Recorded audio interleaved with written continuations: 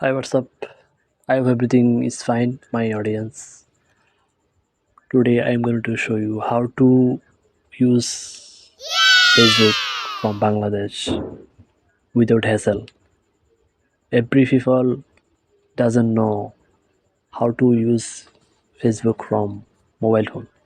So today I am the secret share. What is the strategy? What is the platform? What is the apps you can use? So I can use VPN virtual network. So you can easily use the Facebook from VPN. So first of all, I go to the Google Play Store.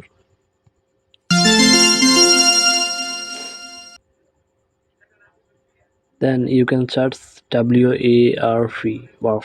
Then enter. I already installed 1.1, this one 1.1.1 plus for safe internet. You can install from the Google Play Store. Okay. First of all, you can do this. Install the apps. If I if I go to the Facebook,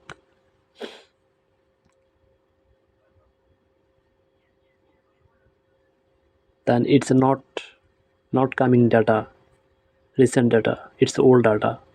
So first of all, you just click on this VPN. You have to connect this VPN, then you can just connect. And I go to the Facebook. Okay.